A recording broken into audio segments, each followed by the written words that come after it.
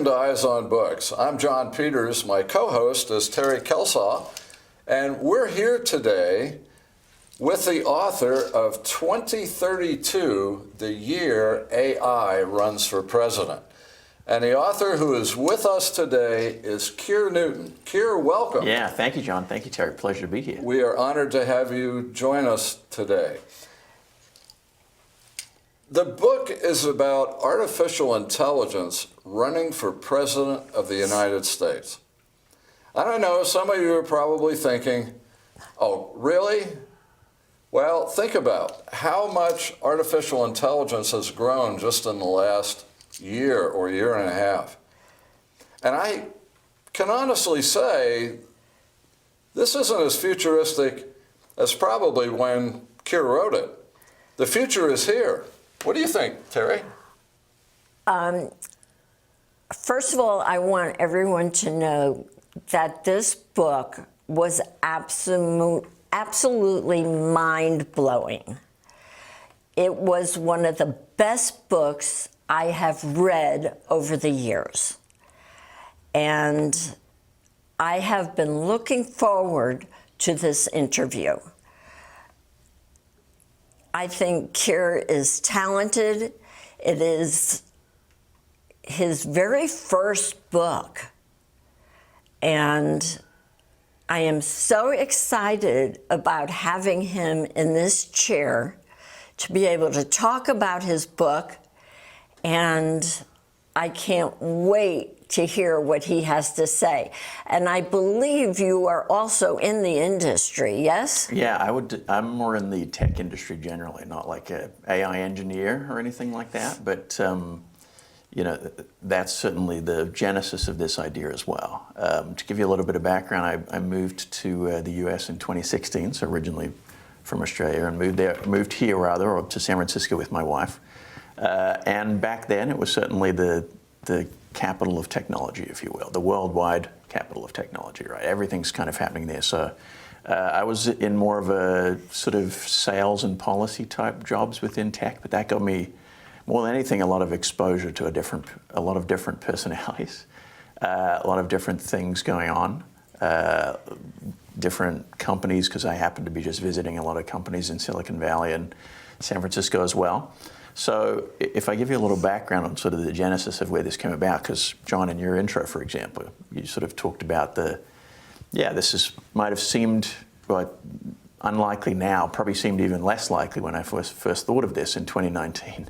And that's when most of this I wrote the majority of this book. It came out in 2022, but that was with a lot of editing and changes and a few different things, which we might get into some of the concrete changes, which were interesting too.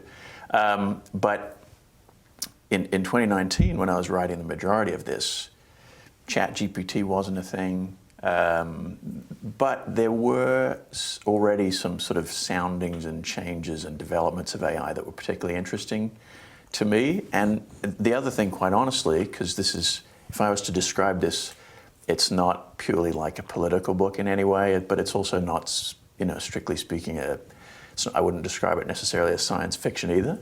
I put it in the broad kind of idea of speculative fiction, if anything. And I kind of had the confluence of two things going on. One, San Francisco and everything that was happening within technology, but to be fair, and not to get too deep into the politics of it, but 2016 to 2020 and beyond was a fairly chaotic time, and we've sort of seen the cleaving and the polarization of the nation and all that kind of stuff. And I began to see the kind of confluence of those two things. And to me, it just felt like, whether it was AI or even a technology person generally, that was a path for at least a future where an idea like this would be very appealing to people, and even to me as well, right? If we had, and I don't want to get sort of pigeonholed into any group necessarily, but on the left, so to speak, and then on the right, you had a cleaving away from the center where you had more extreme wings, if you will, and that would create a moment where something like this, and to go into a little bit about kind of and we'll get much more into the meat of it, I'm sure, but at least at the surface level, what the appeal of something like an AI in a position of power, if you will, would be, it is around that idea that it has no bias, right? If it's a computer, if it's an artificial intelligence, it can't be corrupted. It's not beholden to anyone. You tell it to do a particular thing, aka, and in the book, it calls it this idea of a mantra of trying to deliver the best outcome for the most people. If you program a very intelligent machine to do that, it's going to do everything in its power to deliver that without, favor to any individual or, special interest group or anything like that. So that's kind of where the idea came from me in that heady time of pre-pandemic, if you will. The crazy thing is to think everything that happened after that. I'm not claiming any particular prescience, but the decline of San Francisco that I kind of see in this book and some of those other things too is, it was, again, I'm not saying I'm a soothsayer, but a lot of, we have, again, to come back to your first point, John, seen an incredible development there that I didn't even anticipate, even thinking about a book like this. Well, I think many of the viewers are probably thinking artificial intelligence, creating something that could run for president. I just want to remind everyone that we use artificial intelligence every day. If you ask Siri a question or Alexa a question or you Google something, that's a low level of artificial intelligence. We're all using it. And you're right, Kira, it's exploded in the last couple of years. Mm-hmm. And I think what's important, you said that your writing was before ChatGPT. So that says you wrote it. You didn't have artificial intelligence write about artificial intelligence. No, exactly. You do make me think there's, if I go back to 2019, one thing that was very much the case then, we had artificial intelligence doing certain things, but certainly when it came to like communication and natural language, very stilted, right? And it's still kind of the case if your viewers are probably familiar with interacting with like a GPS or something like that, or Siri, or those kind of personal virtual assistant type engagements. And in science fiction, I'd been very much familiar with, naturally sounding machines, and that's how I envisioned we would be by the time we got to 2032 that would enable something like this to really, people would begin to actually think of this ultimately as a person, really.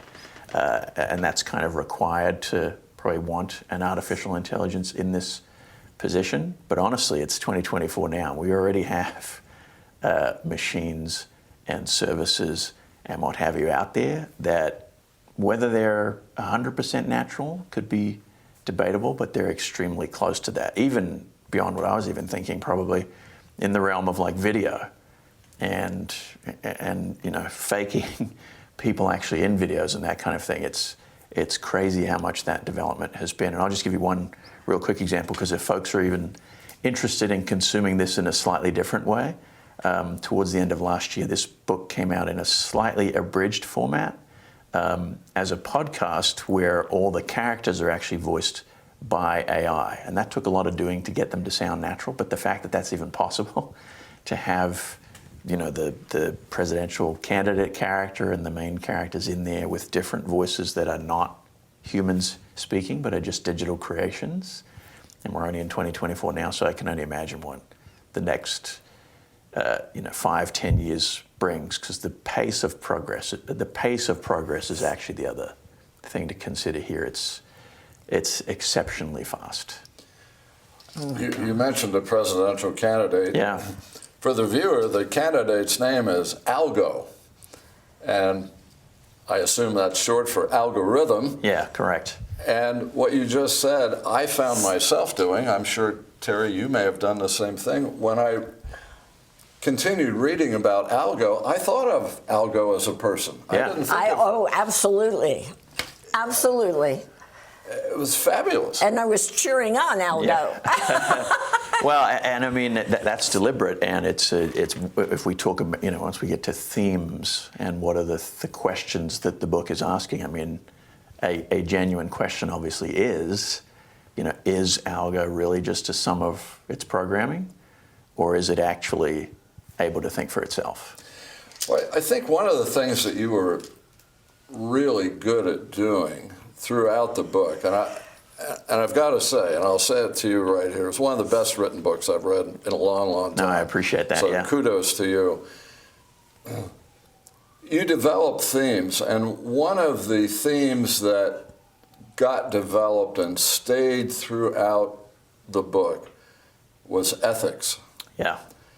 And artificial intelligence always raises ethical considerations. I thought the book handled that well. I thought you described it very well. And maybe you could comment a little bit about ethics as it applied to algo and the situation that you're creating in this text. Yeah, well, and this could be something we could probably talk about for an hour as well. So I'll give you some, and we can delve into some further questions as well, but at least at the surface level. Now, it brings me to a genuine quote that I recall, which is from a lady called Kate Crawford, which is that, in general, the way that we should think about artificial intelligence, and it's more of a question, but is that artificial intelligence is essentially going to be a representation of the folks who create it. So that's the first kind of ethical thing in my mind, especially when I was writing this, is, and you will have, having read it, you will have sort of seen this, but obviously the way that it's presented as a candidate to the public at large is around all those kind of high-level, value points that I kind of raised at the beginning, right? Rational, unbiased, can't be corrupted, not beholden to anyone. It's only going to act on whatever the data is, right? It's only going to pursue whatever it's programming, the programming that it's been told to, which, again, at a very high level for folks, is really the idea that for the most, and it does it in a folksy way of saying this, but the most value for the most people, right? Fairly straightforward thing at the end of the day, that all I'm going to do as an artificial intelligence is I'm going to seek the best outcome for the most people. And there's two things that come out of that. One, which I kind of hit a little bit already, is we say that it's unbiased and rational and not beholden to anyone. But if certain people holding certain views were actually behind the programming of it, is it really independent and rational? And then beyond that, when you think about the most value for the most people and ethics, at the high level, sounds very simple, right? The best outcome for the most folks. But there's two questions that immediately come from that. What is the best value? What is a positive outcome? How do we quantify that? And even more than that, kind of ethically, is who are the most people? Is it going to base this decision on the fact that everyone is equal? And take, this studio, there's about 7 people or something like that, 6 people maybe. In a scenario, are we all considered equal? Or would an AI actually, or the people that are programming in it, an AI, actually give individuals a set value, so to speak, which I know sounds, very, very scary in a way, the idea of kind of, classing people by a value. But that's kind of, in a lot of ways, how artificial intelligence might work. I'll say might because that's one of the questions from the book too, right? Yes, absolutely. Yeah. As I read the book, what you just talked about, basically the most good for the most people, took me back. I spent most of my career in government. Right. And in the old days, back in the 80s, you would hear politicians say, I'm going to make this decision for the good of the community. Right. And we've kind of lost that. You've brought that back. You've injected that back into the scenario of the most good for the most people. But the point, I think, that the reader really has to get into this and say, okay, we've got competing interests in this book. We have people who help develop the foundational language. We have someone who raises some of those questions about, is it really for the good of the people, or is it really for the good of me as a benefactor? And Terry and I have talked about this. We've kicked this back and forth. We have. And But I think the AI had its, I hate to say this, but it had its own thoughts. Well, yes, and that's the next level of this. Yes. And let me give you, without giving too much away, to give a little context here sorry, not context, but this has happened sort of maybe a third of the way into the book or something like that, which is where our protagonist in this book, by the way, is one of the co-founders of the company that essentially Yes. is behind Algo. Yes. But he's on the outer, if you will. He was kind of forced out of that company a few years before this is set, and he returns to the city to see if the promise of Algo is as it's presented, essentially. And I'm so glad he came back. Yeah. Well, so much glad. needed, again, without giving away the... And we can give him a name. His name's Isaac. Yeah, so we can refer to him as Isaac. Isaac Raff, and the company behind Algo is called Lara Lee, which is essentially a pastiche of the three folks who created that company and ultimately the company that went on to create Algo. But two of those people are forced out by the antagonist in this book, I guess you could say. It's a loaded term, but the other main character anyway, who's a man called Jamin Lake, which is short for Benjamin. Very, very Silicon Valley thing to have a name like that. Anyway, and But so, all the money didn't mean right. much to him. Right. No, and that's another question, is he's the richest man in the world in this book. So in theory, he's kind of giving up a lot to give, so to speak, this technology for free, in a sense, to the world, or at least that's how it's presented. It seemed to me he was doing a trade-off. I will give you this for free. Yeah. So we're giving away the money in exchange for power or perceived power. Yeah, and what I think the subtle nuance there, though, John, and again, this is kind of a question that's raised in the book, is that, and this is my experience working in Silicon Valley, is people in the tech industry are very supremely confident in their own ideas, and that can be a good thing to sort of get technology innovated and all that kind of thing. But in this book, what that also means, or it's kind of a question, as in, is he or isn't he? But at least the question for Isaac is that, is Jamin so confident in this idea of his own, philosophy, if you will, that he can just give the AI the goal of the most good for the most people, and that's kind of enough, because Jamin is so confident that is, that the philosophy of Silicon Valley is so positive, and that everything I believe in will kind of naturally lead to positive outcomes. There's so many juxtapositions Yeah. There really are. in the book, and one of those, I think, is AI questions Isaac at times. AI kind of brings it back between the, Yeah. the side parts and says, really, let me, and we'll pose some questions. And it's just fascinating how, in a way, AI asks legitimate questions on its own Yeah.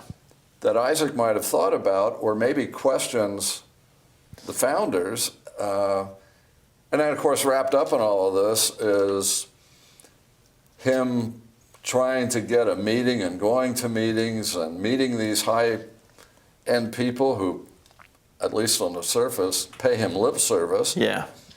And then how he tries to escape. And I've got to say, and I don't want to give anything away, but the ending absolutely surprised me. Totally surprised me. And again, without giving the details of that away, one of the sort of strings that goes through the entire book from the AI's perspective is it also questioning its own programming. So for one thing, it's Isaac asking those questions.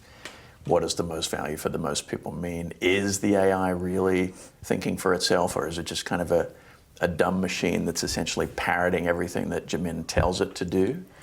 But on the flip side is also the AI itself asking some of those ethical questions that we've talked about. So, But you can't get it out of your mind about the AI questioning itself. You just can't. especially since all the reiterations that AI is going through. Yeah, well, I think I'll give you the one, what I think is the best example from the book for folks listening and watching this which is, and again, it goes back to the kind of simple mantra that the AI has been given. So the machine, it's been programmed, if you will, coded by Jarman Lake and by the folks behind him with that, what seems like a relatively simple idea, the most value for the most people. And one thing that happens relatively early, at least, and I guess we don't know, is the AI really questioning itself, or is it just kind of playing Isaac in some way? But the question that the AI asks is to Isaac directly, Jamin has told me that I need to deliver the most good for the most people.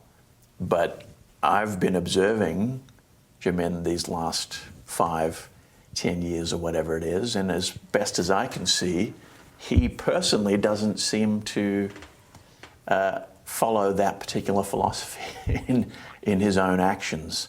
So what should I follow? Should I be following the person who's programmed me, or with the instructions that he's programmed me? What should take primacy? And that's a debate that seems to rage in the AI's own mind. And of course, one thing that then extends from that is how might the AI confront its own creators? And its own mind. Yeah. I love the way you said that. In Yes. AI's own mind. Well, and that's also a question, is that actually happening in its own mind? Or again, is it purely somehow just a formulation of its program, that it's asking these questions for the purposes of manipulation or whatever the case might be, which again is an open question. That whole questioning that both of you just mentioned almost rises to the level of what AI can't do, and AI is not emotional. Right. But the fact that AI is questioning itself and its programmer almost makes it emotional to a very odd, or in my mind anyway, in a very odd way. Yeah, and another part of that is the AI seeming to always wanting to, I'm not sure whether it's to impress, although again, we don't know, is it to impress because it actually cares, or is it manipulation of Isaac himself? Because it's always, and again, I'm not really giving anything away here, but it begins to refer to Isaac as one of its parents. And again, the question is, does it genuinely feel something for Isaac, or is it seeing that as a path to, again, manipulation, if you will? But if you read the book, all the way to the end. Yeah. It's fascinating. For those of you who've been to San Francisco or know the area, he's done an excellent job of describing things, because you're running through the city and you're interacting with police and you're hiding yourself. You're doing all these things and you can relate to it. It's very real. And in serendipitous, I guess, for the best term, this is an election year. And this may grab some of you as maybe the better candidate all the way around. Oh my gosh, yes. As I was reading this book, I was saying, take my choices away now. I know, for 2024, take my choices away now. Yeah, and that's even more stark than I probably thought it would be, honestly. Or sorry, even earlier perhaps than I thought. But I think that's why this idea would be appealing. And we don't need to get in. There are some mechanisms in the Constitution and what have you that would make it very difficult for this to literally happen. But this is sort of described in the book, that there's Supreme Court cases that the tech industry lobbies and various things to kind of get around that. But whether or not it's literally possible, I think the idea of a third option of this kind of centrist, unbiased, again, incorruptible, the idea of a machine that's not beholden to anyone seems very appealing when compared to the other. We were discussing it. Well, who would be the cabinet? Yeah. And how would all those things happen? And how does it all fall into place? Yeah. But it was so fascinating, Well, so fascinating. and I guess we haven't touched on this, but purely the other thing is simply the capability of a machine versus a human being, to be realistic. So really, I think even in the first chapter, or very early in the book, for example, it's mentioned that Algo is at 73 different town halls in a single evening. Now, obviously, no human being can do that. It's also described as this idea of the brain power of 1,000,000 minds, right? And without getting into sort of technical speeds and feeds or details, we are at that point on the cusp of quantum computing and AI coming together, which is another theme of... Okay, tell us about your podcast and your book going audio. Yeah, so I think, I mean, I'm a sucker for the original in terms of, I prefer print generally just because I think you can be a little bit more, you're forced to devote more mind to it, if anything. But there's two other ways for folks to consume this as well. And this only just came out in the last week, which is the official Audible. So that's the official audio book read by one person, which I think is still probably the best way to consume it audibly, you know, when you're driving or whatever the case might be. So definitely encourage folks to check that out. But I touched on this earlier, which is a slightly unique way too, which is a podcast slightly abridged, but for the most part, 95% the same. Which is a podcast where and this took a long time to do just because our technology is not quite there, but with a platform to craft AI or digitally created voices actually doing the characters. So a unique voice for Algo, a unique voice for Jamin, a unique voice for Isaac. And how did they get this? So literally how this is done is well, in my case, feeding the text into a platform line by line. This is why it takes a long time. No, how did they find this? Oh, I'm sorry. Just so if you use Apple Podcasts or Spotify or Google Podcasts or any one of those platforms, actually, thank you for asking because it is a slightly different name. It's Algo 2032, the year AI runs for president. Okay. So pretty much the same. But the book and the Audible is just 2032. The year AI runs for president, and then the podcast, the only difference is it's Algo 2032. And the one difference there is there's also a artificial intelligence intro to each chapter as well, of like a radio show, which just adds a little commentary as well. So even if you've read it, I'd encourage you to check that out just for some of the other things that come out there as well. Okay. Kier, thank you for joining us. This was, once again, a mind-blowing book. Thank you. No, thank you for having me. Much appreciated. I want our audience to purchase this book. Go out and get it through any avenue you can.